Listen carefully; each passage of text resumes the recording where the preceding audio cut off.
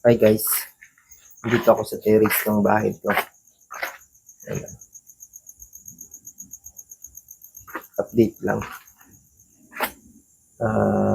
Pasamantalang dinagyan ko ng ilaw. Wiring ko yung extension. Ayan. Ito yung lamesa ko dun sa kabilang bahay. Dun sa dati kong tinitirhan. Lamesa namin dati sa dati kong tinitirhan. Okay pa yun eh. Nagpalit lang kami.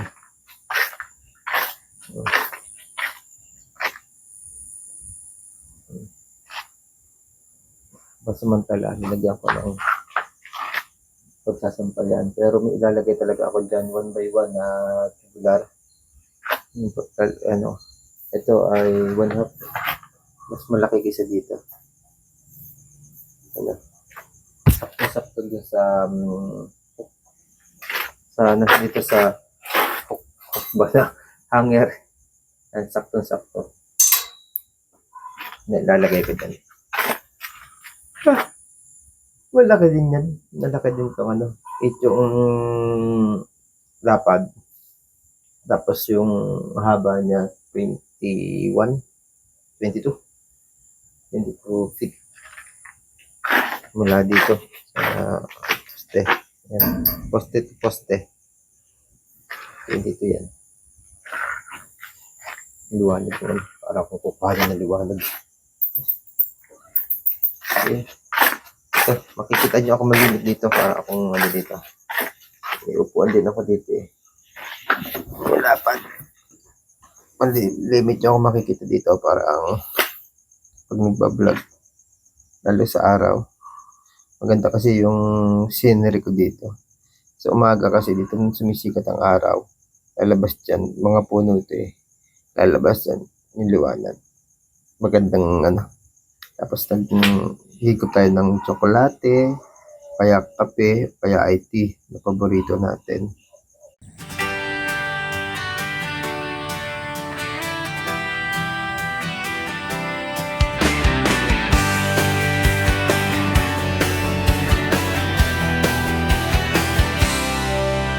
Saan man ako pumunta para gumawa ng vlog, ipapakita ko sa inyo ang iba't ibang kultura ng bawat Pilipino sa kanilang mga lugar at syempre ang tinasanayan nating lutuin. Hindi ito mawawala sa bawat vlog na alay ko, lalo na sa mga overseas Filipino worker na malayo sa bansa, na kinagis na ng Pilipinas kong mahal. Philippine Reality ang channel mong puntahan dahil saan ka man. Lilinisin ko nito unahan. Ito may tanim na ubas dati. Tapos meron pa rin namang ilang ubas. Tatanggalin ko din yung mga ubas. Ililipat ko dito lahat sa gilid. Ito sa manukan na tinanggal. Naglalagyan natin yan. Pero ngayon, ito, isasama ko ito dito sa gilid. Dito. Isang hilera ulit. Ganito. Tatlo itong Tapos yung mga nasa paso. Hanap po na dito. Baka dito na lang sa dito. Yan. Yung sa may step. Kasi step lahat yan eh. Isang buo yung ginawa ko step. Gagawin ko na lang itong kalahati. Siguro. O kaya dito sa kabila, sa gilid. Yan yung malalim. Malalim to eh. Yan. Dalawang hollow block ang taas niyan. Baka dyan ko na lang ilagay.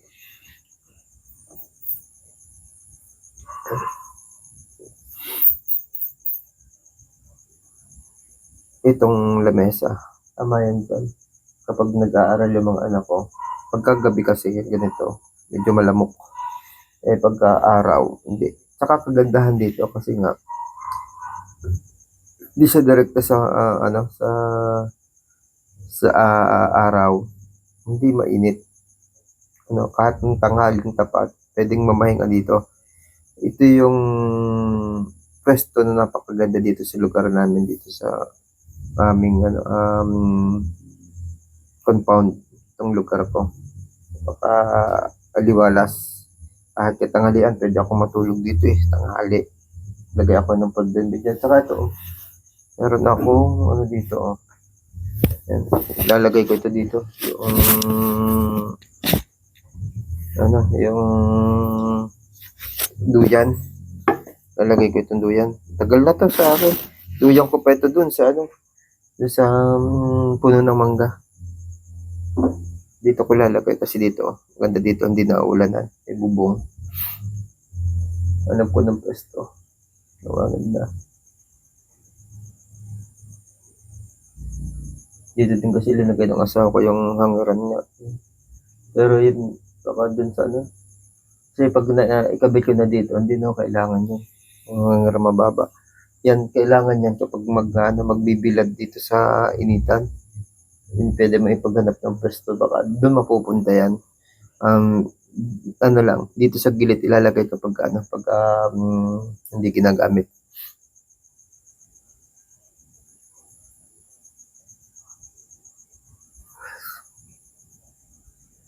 Ito, ngayon lang pagdating ko galing sa opisina silin, extension wire.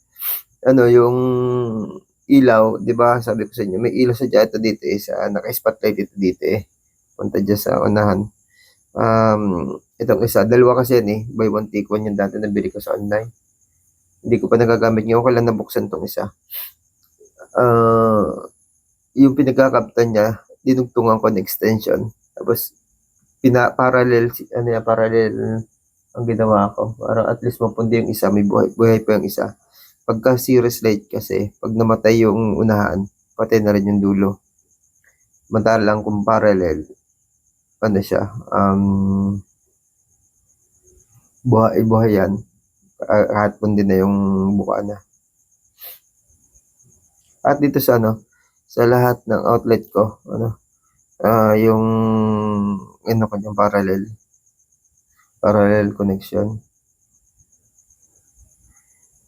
Grabe yung pagod na dinanas ko sa office kung hapon, Monday. Ang dami sunod-sunod na activity. Tapos umuulan pa. Hindi ko alam paano meron ba umuulan ngayon. Wala na naman ata ang low pressure. Parang wala na ata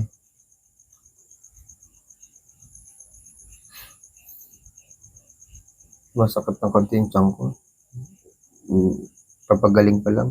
Tapos, hindi ko alam, naubusan pala ako ng gamot. Ginagamit ko nga ngayon.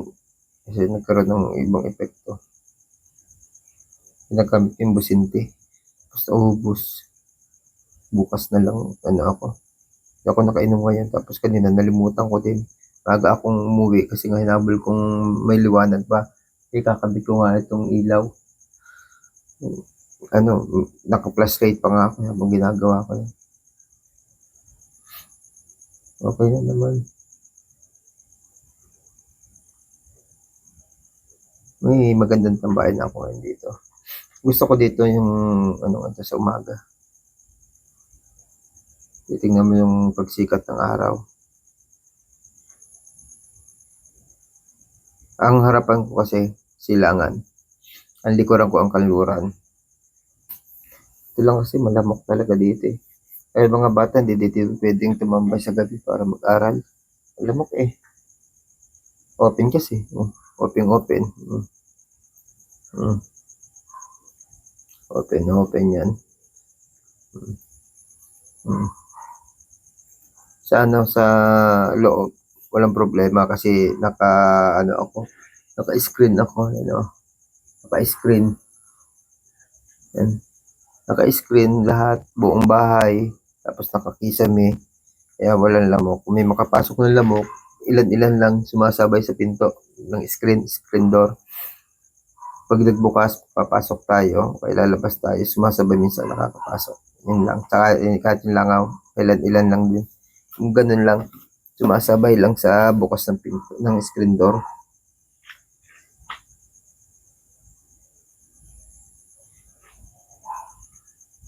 Sarap, malamig dito.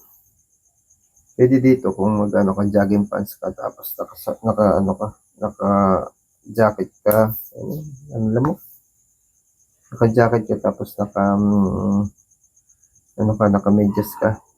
At least medyo safe ka. At tingnan mo kasi ng kagat ng lamok para may dalit. Ilang araw na lang to. Malilinis ko itong paligid. Gaganda na to. Tapos papahakot ulit ako ng buhangin. Tatambakan ko ulit ito. Ayusin ko na talaga. Pati yung gilid, yung may taniman, yung mga, di ba naka na yung mga tanim ko, naka hollow block na, naka square. Ang labas ng hollow block, gusto kong lagyan ng tambakan ng buhangin para mas maganda. Lamok ko. Tapos yung na lang yung may lupa, yung tanim lang mismo. Ang dami akong iniisip, yung plano. Ang dami akong plano pero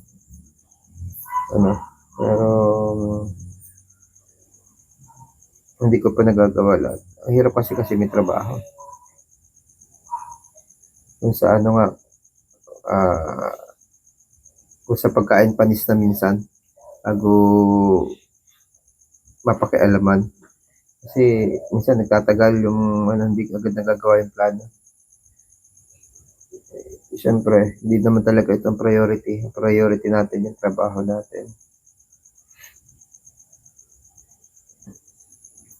Yung opisina kasi namin, yung agency namin na enforcement agency kami pero kami civilian.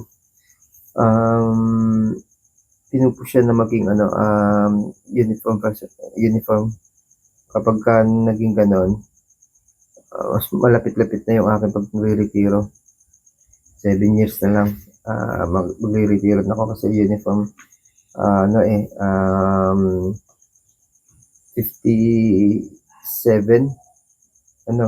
age of 57 ka, retired ka na kung maaprubahan kami. Pero sabi ng agency after 2 years approved na daw yun pag-retiro ako ng 57. Ako 49 na. 8. Almost 8 years. Yan. Pagka ganun na. Siguro, kung magiging maayos yung vlog, concentrate ako sa vlog. Tapos yung siyempre, yung vlog ko naman, dito din. Reality naman yung vlog ko. Makakonsentrate ako dito sa gawaing bahay, dito sa paligid. Tapos yung pag gala-gala para makapagawa ng content.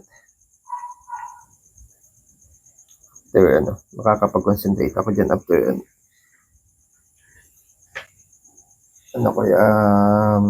retirement.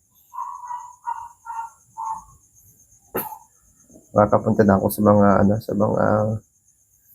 idol ko na vlogger. Yun, sa Batangas, sa Nasugbu.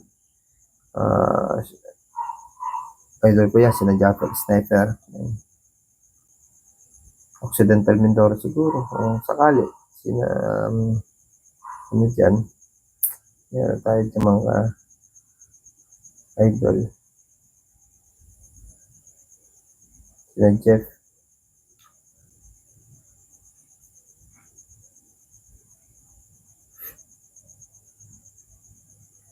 Ganda, gusto ko talaga yung ipakita yung reality. Ano talaga yung ginagawa natin. Ano yung ginagawa ng isang Pilipino. Realidad ng buhay. Hindi talaga ako makatutok maigi kasi nga yung trabaho natin. Hindi ko alam kung alin ang sagabal, yung vlog ba o yung original na trabaho. Sinasanayan ko ng vlog, matagal na rin ako nag-vlog. Hindi nga lang concentrate talaga na ano, makagawa ng gustong content. Dami lamok. Na-reality, dami lamok dito.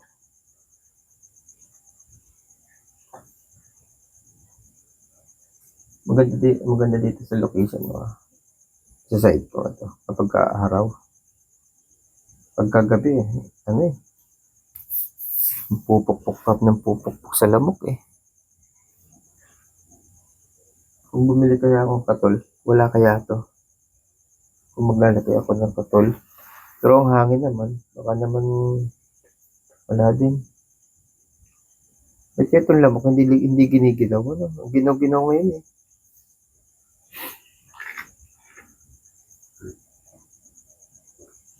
Itong ano, may pamako dito sa upuan. Kasi itong upuan ko dati nandun to sa loob eh. Tatlo ito, isang haba, dalawang ganito kaluang.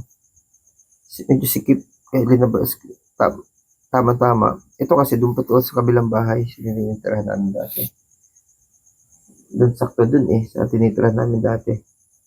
And nung dito na, yung area ng salas ko, medyo kumapos. Pinag-checkan namin doon sa loob. Pinintay namin na ano, na maayos tong terrace. Pinala ko dito, yung foam na ginagamit namin dito. Hindi ko ilinagay dito kasi sigurado ako hihigan ito ng pusa. Tutulugan ito ng pusa. Magkakaroon ng ano yung foam. Magkakaroon ng mga balahibo.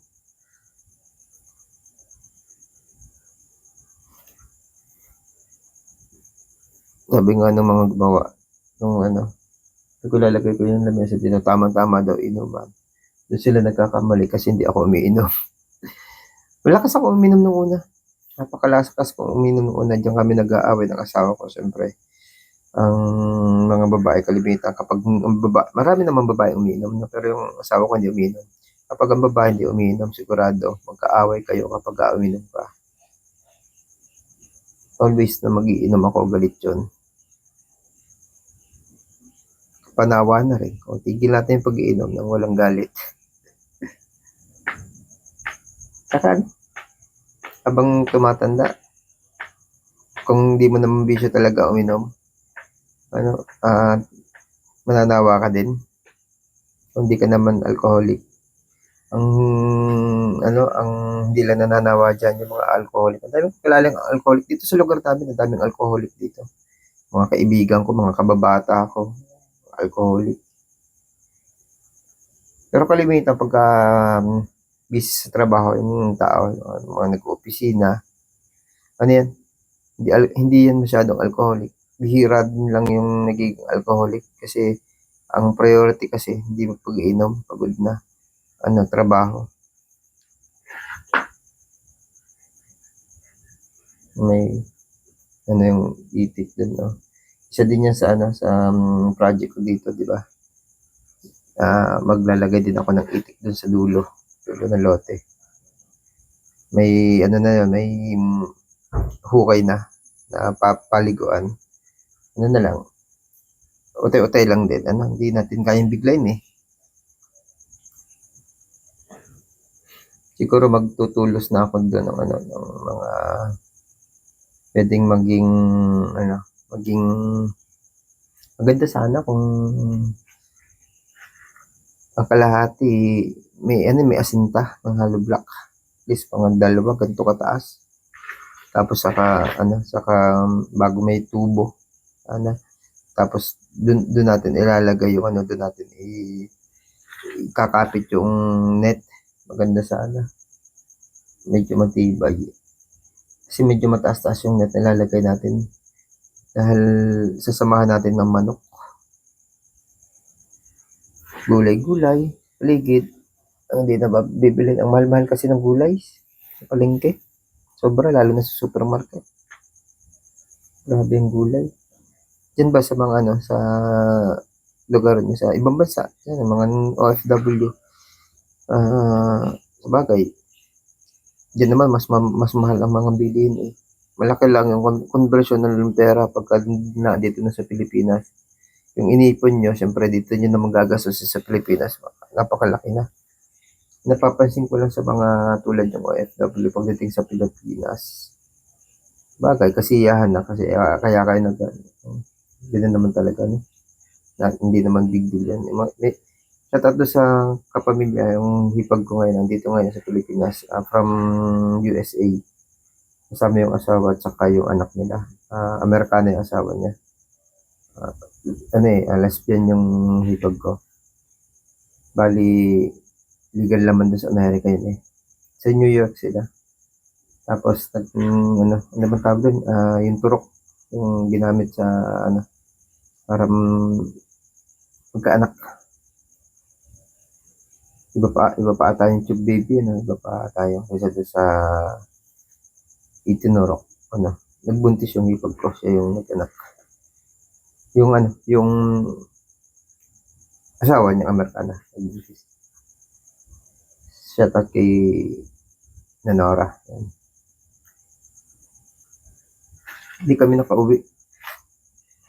Ako dito kami sa Mindoro, pero yung misis ko Laguna siya. Hindi kami nakauwi ng Laguna kasi may mga pasukan na ng mga bata eh. Yung mga anak ko, may mga activity. Kaya, ayun, hindi kami nakauwi. Pero ako nakalib ako ng dapat uwi talaga kami ng katapusan. January, nakalib ako ng January 30. Mandatory leave ako. Hindi ko alam kung ano mangyayari. Hindi ko din alam kasi sabi ng misis ko, kung may pagkakataon, kung may time pa, kasi may itinerary naman sila eh. Kung may sisingit doon, kung magagawa ng paraan, sila na lang pumunta dito sa lugar namin sa Mindoro, sa Calapan. Dito na lang kami iikot. Hindi ko lang alam kung kaya doon sa itinerary nila kasi syempre nakaset na itinerary niya bago lumapag ng Pilipinas. Uwi na rin yun ng Amerika. Shout out sa mga OFW. Kaya asawa ko dating OFW. Pero bahay namin, utang ko to, loan ko yan. Loan ko yan sa GSIS. Sa tulong ng misis ko. Kaya ako, ramdam ko kung ano yung hirap ng OFW kasi kung gaano kahirap yung asawa ko sa ibang bansa, ganun din yung hirap na naramdaman ko dito sa Pilipinas sa pag-aalaga at pag-asikaso ng mga anak namin. Siyempre ako yun.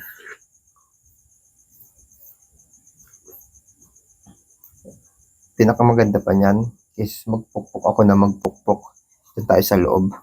Tayo magkwentuhan. Talagang, mahapdi na. Mahapdi na yun. Masarap yung pwesto dito. Malamig kasi. Tapos, relax na relax. Kaso nga lang, daming lamok. Sa summer, magandang maging tambay dito kasi pag summer, hindi malamok. Pag tag-init.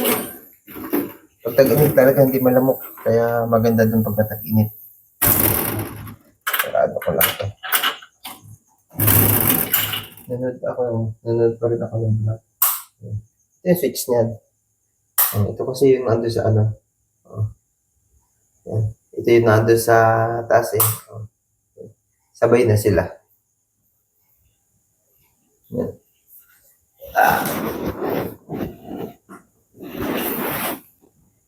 Lalaglag. Yan. Nanonood kasi ako ng vlog. Parang iba yung kagat ng lamok. Parang iwan yung kate. Kaya ayokong tumambay doon pagkagabi. Maganda kasi nga relax ka doon eh.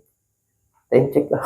Napatingin ako sa oras. Time check 10:22 ng gabi. Kate. Minsan kasi nakagat ako ng lamok. Yung unang nag-itim na nagkaroon ng nag-itim yung balat na nagkaroon ng tubig-tubig sa lumok ko. Sa lumok. May nabasa na naman ako ang balita tungkol sa ano, may bago na namang virus. Ano yun? Ano ang pangalan ng ba? Yung galing India daw. Oh, hirap na naman pag ganun. Lumabas din kasi ako kasi yung kapatid kong bunso yung anak niya. Dinala sa ospital, lagnat. Usod naman ang lagnat, tumisis ko nga, binili ko ng ano ng gamot sa sipon. Parang sasamain siya para lalagnatin.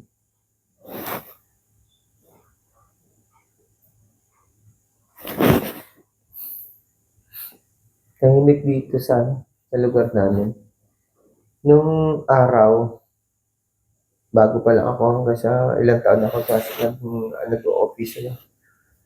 Sabi ng mga opisina ko, bakit daw hindi na lang ako mangupahan dun sa bayan para malapit sa opisina nung araw yun.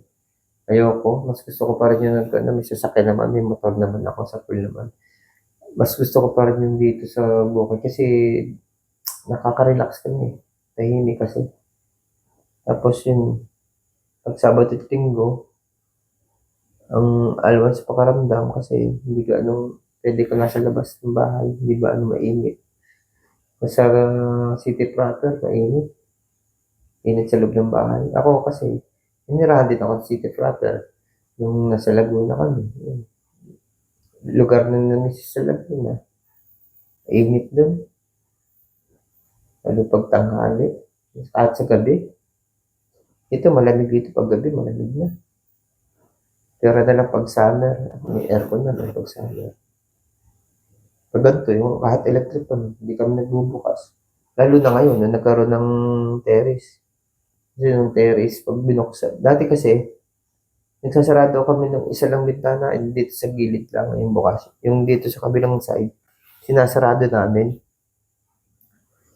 Kahit ngayon doon, minsan sinasarado din namin kasi nga, pag umulan, nagkakaroon ng PS. Ay ngayon, kahit sarado na, bukas yung gilid dito. So may tapat ng sa may side ng terrace.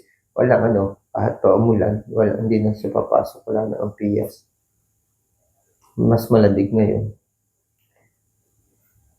Pero ngayon, sasarado na lang kami ng bintana natin kasi malamig talaga. Sakat nga ng mga yung mga joints ko.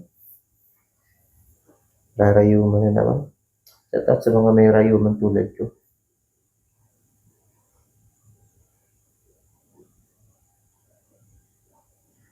Ganun na lang ang content ko ngayon. Kwentuhan. Marirelate naman kayo sa mga pinagkukwentuhan natin, yung sinasabi ko. Kasi ganyan din naman kayo. Kaganda ng panahon natin ngayon, may mga YouTube na ganito.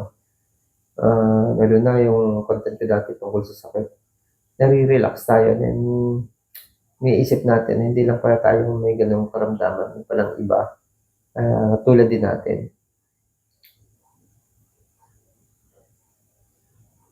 Pag nanonood ako ng mga vlog, ang sarap din. Wala lang talaga akong time na makipag-halubilo na Kasi nakapokus ako sa trabaho. Yung katulad ng mga to, yung mga pinapanood kong vlog yung sa Batangas. Grupo-grupo sila, marami sila. Ang ganda yung batuhan nila ng kwentuhan. Iba pa rin yung may kabatuhan ka ng kwentuhan eh. Nabubuong mga kwento. Iba pa rin yun eh. Okay mga kaibigan, good evening. Pinakita ko lang sa inyo yung update yun sa ilaw, maliwanag na. Maliwanag na yung ganyan talaga ang buhay natin. Hindi tayo mayaman, kaya gagawin natin, ote-ote natin na aayusin. Tulad nun, mayroon naman akong kaalaman, ginawa ko ng pansamantalang solusyon, yung ilaw. Pero may plano din yan kung saan dadaan yung mga linya, kung ano yung mga linya ilalagay ko, kung ilan yung ilaw na mapapalagay, kung ano yung mga abang pa dyan, yung mga outlet pa dito, magkakaroon dito ng outlet sa gilid dito, tsaka sa dulo. Pwede ako magluto dyan, gamit ang mga electric. Tapos, sa taas, Parang lalagyan ko din ng outlet doon na nakabaligtad para hindi mabasa ng tubig, ang bala ko naman doon, sa pagka-Christmas, malagyan natin siya ng pailaw, ano. Pati yung harapan, pwede natin lagyan ng mga bulb. Yan yung mga ano ko diyan. Tapos gusto ko magkaroon diyan ng umbrella, gusto ko magkaroon diyan ng canopy tent, na canopy pagka kailangan. Yan. Pagka may okasyon, dun tayo. Yun ang ano. Harapan gusto kong magkaroon ng Carabao grass o kaya ay frog grass, yan, yung ganun, para mas maganda. Yung nakalaban ko dito talaga yung mga pusa. Sinasaway ko yung mga pusa kasi pag duduman yun eh. Yun yung kalaban ko. Mga pusa dito, mga hindi namin alaga. Siguro, mahilig kami sa mga hayop na dagat na yung pero pet, hindi kami gaano sa pet. Yung nanay ko dati. Kasi, may kanya-kanya talagang hilig ang tao. O halaman, tapos yung mga hayop na pwedeng makain o nagbibigay ng pagkain ng tao, yun yung gusto ko na alagaan. Pero yung kasiyahan tulad ng mga pet,